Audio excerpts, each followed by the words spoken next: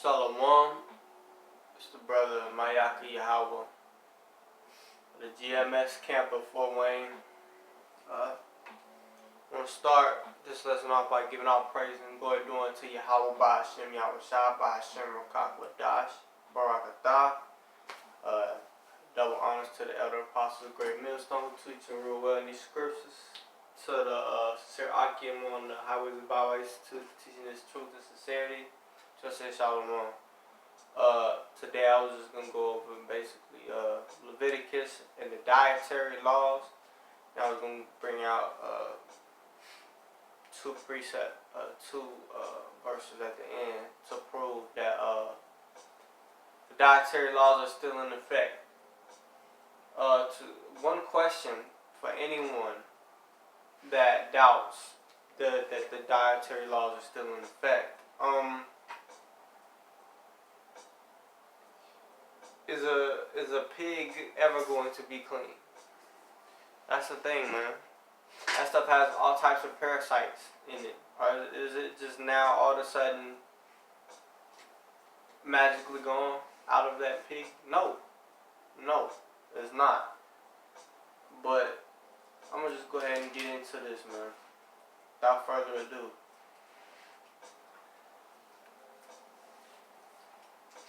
Leviticus 11:1. And the Lord spoke unto Moses and to Aaron, saying unto them, Speak unto the children of Israel, saying, These are the beasts which ye shall eat among all the beasts that are on the earth. Whatsoever parteth the hoof, and is cloven-footed, and cheweth the cud among the beasts, that shall ye eat. Okay, I'm going to stop right there. So, whatever is cloven-footed and divided the hoof. A hoof is something that these beasts have, and if it's a divide in it, and if it cheweth the cud, it's clean. So if there's a divide in the hoof, you know what I'm saying? Now, what does it mean to chew the cud? Chew the cud is when if it regurgitates its food to chew it again. You get what I'm saying? It chews its food, swallows it, then it regurgitates it to chew it again before going back into the stomach. That's what chewing the cud is. Okay? So, Leviticus 11:4 onward. Nevertheless, these shall ye not eat of them that chew the cud, or of them that divide the hoof, as the camel, because he cheweth the cud, but divideth not the hoof. He is unclean unto you. Okay, so the camel actually is not even considered a hoof. You know what I'm saying? And if it was a hoof, for some people who still maintain that it is a hoof, it's actually webbed on the bottom. So it's not divided at all. It has appearance that is divided, but it's actually not because it's webbed on the bottom. And every time a camel takes a step in this rugged environment, such as like on a really sandy hill in rugged areas, that foot is actually going to flatten it out to, it's actually going to flatten out to keep it from sinking into the sand, if you get what I'm saying. So it's not divided, it's actually webbed right under there, and it is not divided at all.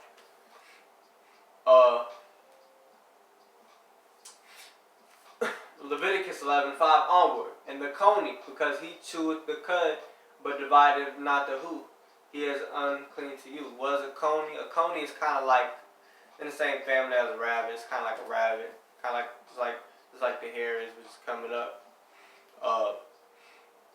Leviticus 11:6. And the hare, because he cheweth the cud, but divideth not the hoof, he is unclean to you. So you're not supposed to be eating that stuff, man.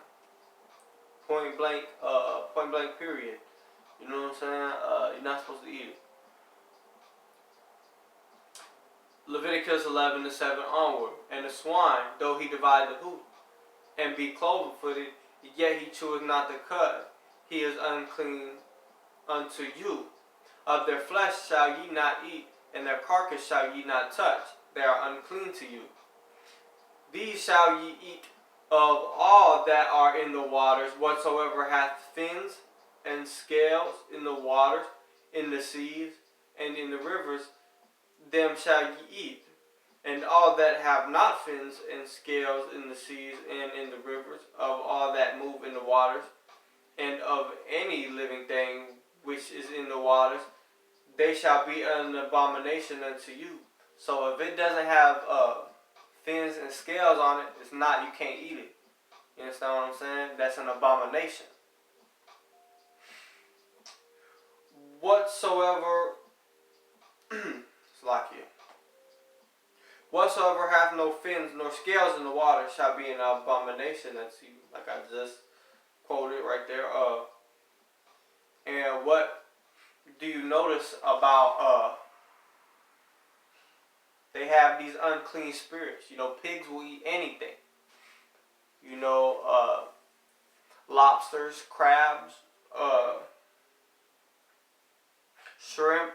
They're all bottom feeders. You know, the pig, they all kind of like the cleanup crew. They eat anything. They scavengers. You know, they keep the oceans clean. You know, those the lobsters and, you know what I'm saying, and the shrimp, they are bottom feeders, man. So, you know, that's why you having problems with the water right now, because if you taking stuff, the white man Esau, he wants to take it up out the ocean to stop it from doing its job, man, and that causes problems. Who's going to do the water cleaning if you take them out their habitat? You know what I'm saying? Pigs are dirty animals as well, man. You know, you can see people getting parasites from it. You know, all you got to do is type it in. It'll come up and it'll show you, like, pork is something that you should not eat. You know what I'm saying? I don't really care what nobody else says, man. Thus saith the scripture, man.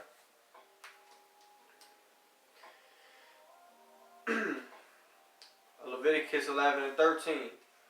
Hold on. And these are they which ye shall have in abomination among the fowls, that they shall not be eaten. They are an abomination. The eagle, and the ossifrage, and the osprey, and the vulture, and the kite after his kind, every raven after his kind, and the owl, and the nighthawk, and the cuckoo, and the hawk after his kind, and the little owl, and the cormorant, and the great owl, and the swan, and the pelican, and the gyre eagle, and the stork, and the heron after her kind, and the lapwing, and the bat. All the fowls that creep going upon all four shall be an abomination unto you. Now, that was verse 20. Now, you have some people who are not having understanding that'll say chickens. That say chickens, right? That'll say chickens are an abomination. But here's the thing about that. If chickens or turkeys was an abomination, right? This is what and these are Israelites. You can look these Israelites up who say this. They say that when it says all four in verse 20, where it says all fowls that creep going upon all four, they say, well, what bird has 4 legs? So it must be talking about 4 toes, right? So that's what they say. So it's talking about all 4 toes. And chickens have 3 toes in the front, and I guess a toe in the back or whatever. That right? That's what they use. But they don't go down to verse 21 that says Leviticus 11 and 21. Yet these may ye eat of every flying, creeping thing that goeth upon all 4. And they also say it's a creeping. The chicken is a creeping thing because it can't really fly like that. It mostly stays on the ground. But it says right here, yet these may ye eat of every flying, creeping thing that goeth upon all 4. which have legs above their feet to leap withal upon the earth. Now they say that the off word is referring to the toes, right? Check this out though. Do chickens have legs above their feet? I think they do. Do they leap? Yes, they do. They leap all the time. Turkeys too. So anyone that's having that misunderstanding, hopefully you can get the understanding from that breakdown right there. Leviticus 11:22 onward. Even these of them ye may eat: the locust after his kind, and the bald locust after his kind, and the beetle after his kind, and the grasshopper after his kind. But all other flying, creeping things which have 4 feet shall be an abomination unto you, and for these shall ye be unclean. Whoever toucheth the carcass of them shall be unclean until the even. And whosoever beareth aught of the carcass of them shall wash his clothes, and be unclean until the even. The carcass of every beast which divideth the hoof, and is not cloven-footed, nor cheweth the cud, are unclean unto you. Every one that toucheth them shall be unclean. And whatsoever goeth upon his paws among all manner of beasts that go on 4, those are unclean unto you. Whoso touches their carcass shall be unclean unto the even. And he that beareth the carcass of them shall wash his clothes, and be unclean unto the even. They are unclean unto you.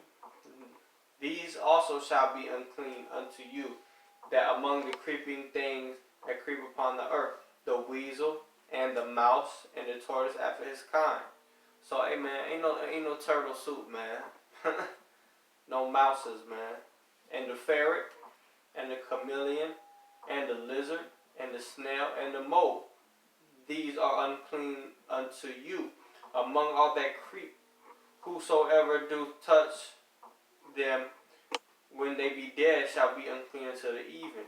And upon whatsoever any of them, when they are dead, doeth fall, it shall be unclean, whether it be any vessel of wood, or raiment, or skin, or sack, whatsoever vessel it be, wherein any work is done, it may be put unto water, and it shall be unclean until the even, so it shall be cleansed. Hold on. Salaki.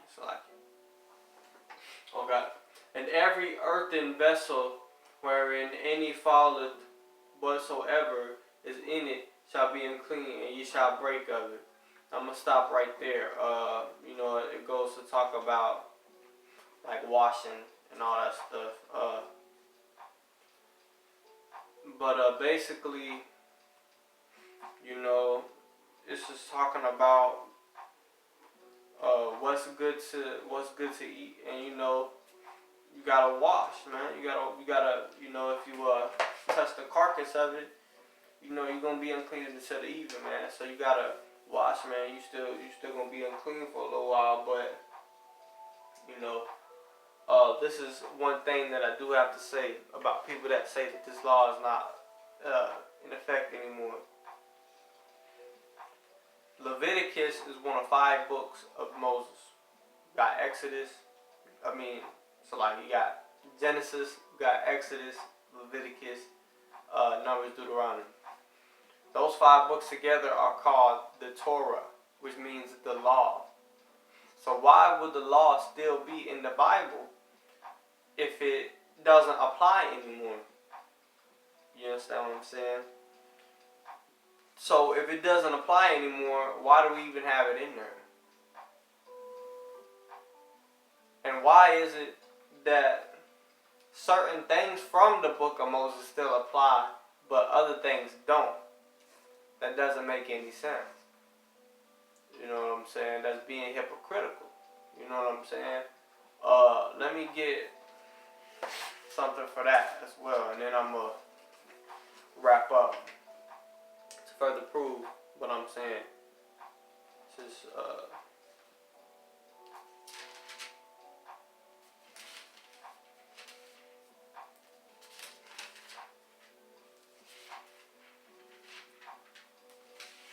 Salakia, bear with me.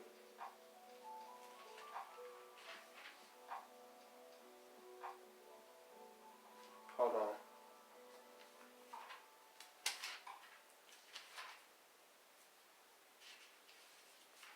on. I'm going to, let me get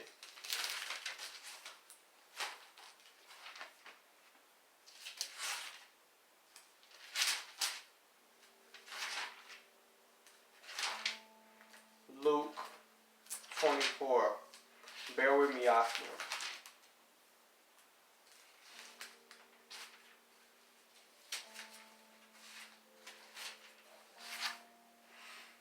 Luke 24 and 44. And he said unto them, These are the words which I spake unto you, while I was yet with you, that all things must be fulfilled, which were written in the law of Moses, and in the prophets, and in the Psalms concerning me.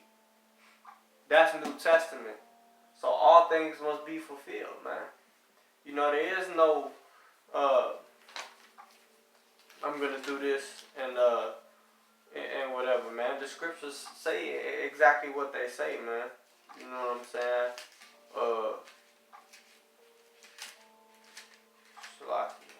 See if I can.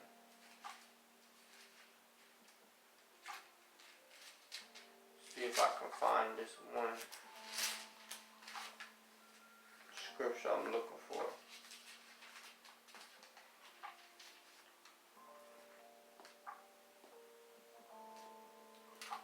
Salakia, bear with me.